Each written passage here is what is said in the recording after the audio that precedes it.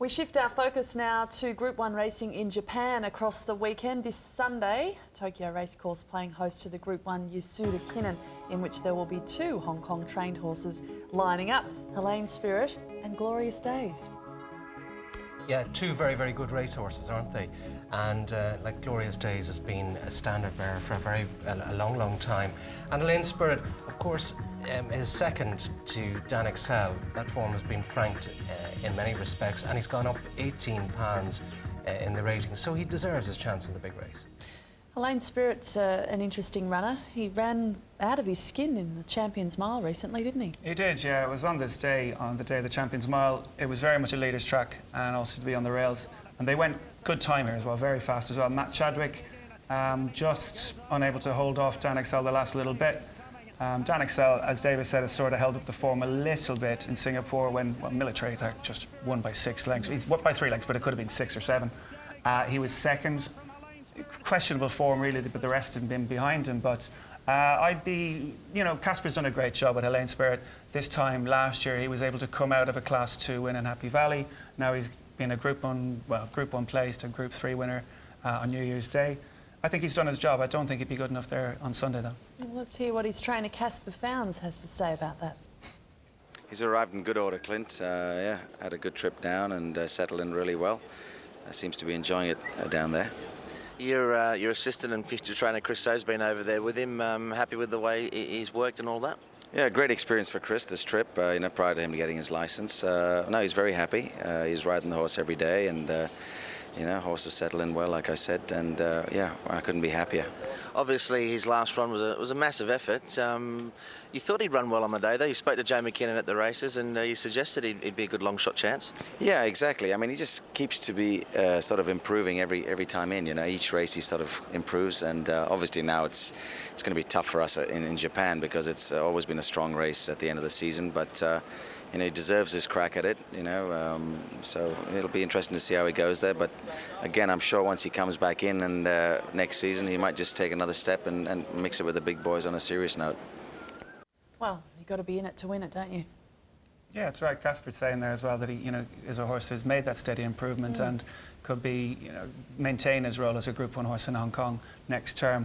But the Japanese are very, very hard to beat in their own home patch, and only 2 Hong Kong horses have done it in the past, going back a while, Fairy King Prawn and then Bullish Luck. Exceptional horses.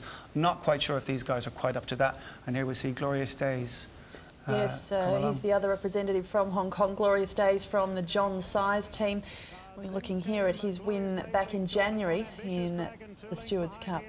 Won it well, defeated Ambitious Dragon. You know, that's no cheap effort, and also California member, the great old grey horse as well, staying on too. But Glorious Days, I think of more relevance is his run in the Champions Mile when, no apparent excuse really, he was 3 back the rails and just didn't finish like that, you know? And you looked at that and the immediate reaction was to say, well, that won't be good enough in Japan.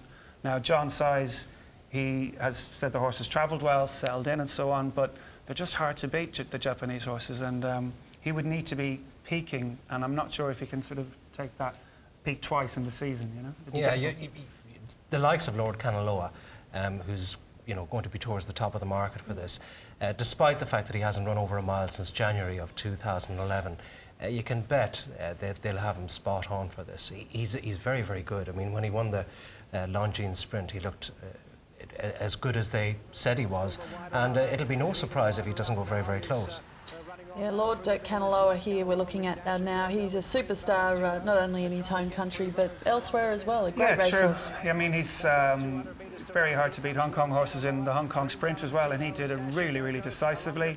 His best bit is the last sort of 100 metres or so when the afterburners really go on. The thing about him as well, that the Japanese sprinters are traditionally, they're not very good. In, you know, the influence of Japanese racing is more for mile-and-a-half racing, 10 furlongs and so on. They only have 2 Group 1 sprints per season. But the fact that he was able to win in Hong Kong, improve, and also he's by a horse that won the Japanese Derby a good few years ago, a horse called King Kamehameha. He's ran over a mile before. I think he'll get this trip on his ear, and he's definitely the one to beat. Okay. Well, let's assess some of the other Japanese trained horses now. What about Grand Prix Boss? Very useful. Twice a Grade 1 winning miler. You know, he's a very, very good horse. it seemed to take a little bit of time with him between his races, and his last run was quite good, and that was after a break. So he'll strip an awful lot fitter here, and very, very tough, solid horse.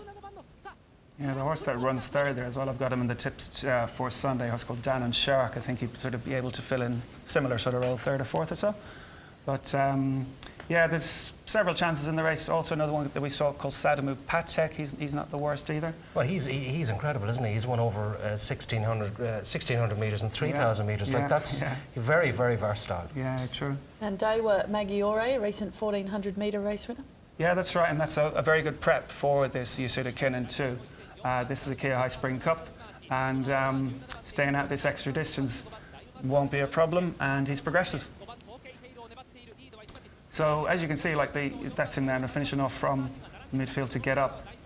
And clearly, the extra furlong is what he's going to require. David, do you give him any hope? Yeah, I think he'd have a chance. But it does have quite an open look to it in certain respects. There's lots of these horses who have had stop-start seasons, and some of them will be fresher than others. He'd have a chance of sorts, but I think Lord Canelo will be very hard to beat. The Victorial Mile winner Vixena lines up. Yeah, a mare. She's got some sort of chance, I suppose, but there was others I preferred, really. This is a replay of the performance, David. Impressive enough? Yeah, quite impressive. It took her a little bit of time to find her full stride, as is often the case in races of that, which tend to be run at a stop-start pace. But she gets up close to the line here, and you know, it's a pretty good win without being thoroughly convincing. Yeah, narrow victory, but strong enough on the line, as you've highlighted there. So Hong Kong, not absolute top-shelf horses representing us this year in the race, and... Oh, well, that'd be, you know, I think Glorious Days is a Group 1 winner, and he's beaten the likes of Ambitious Dragon. It's just, my query with him is just the performance in the Champions Mile, when I thought he was entitled to do a little bit better than he did. And that was only a month ago, and he's had to travel as well, and accordingly things have gone fine, but...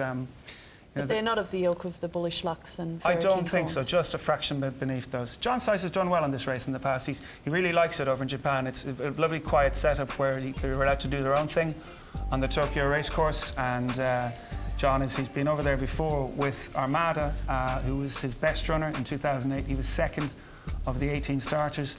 But if you look down the list then, Casper and John, they've taken out Armada, and it's been a bit of a struggle, isn't it?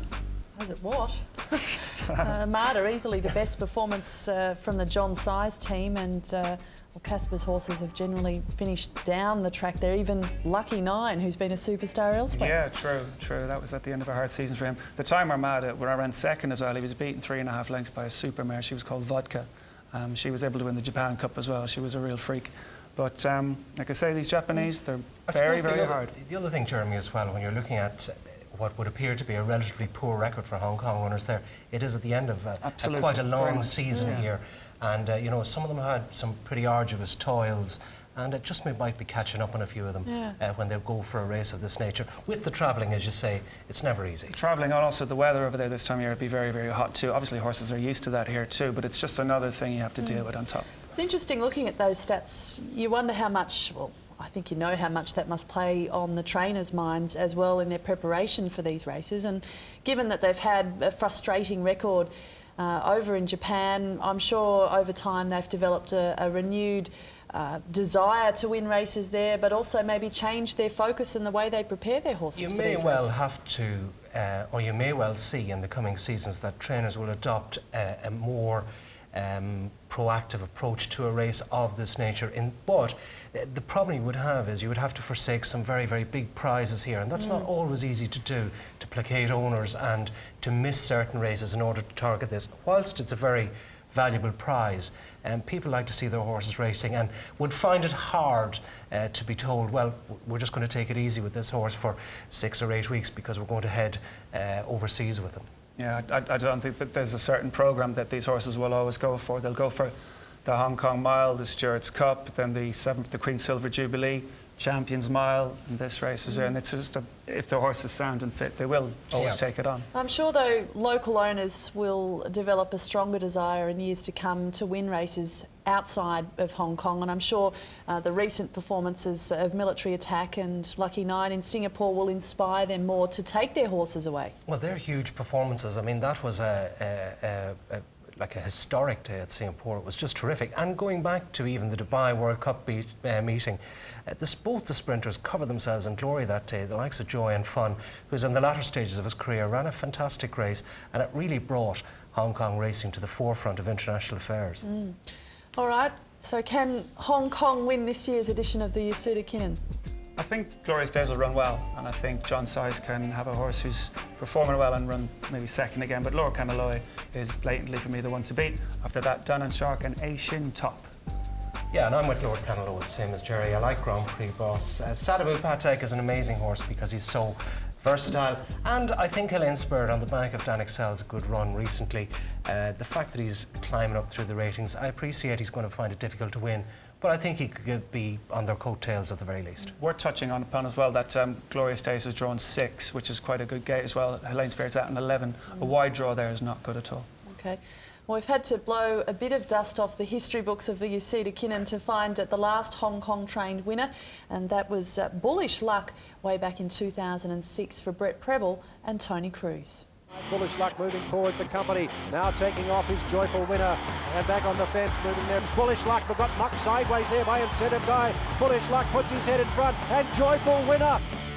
Joyful Winner, Bullish Luck has his note in front. Joyful Winner trying to run it down. Bullish Luck has got him covered at the 100. Bullish Luck goes on and wins the $1 million bonus. It's Bullish Luck and Brett Preble.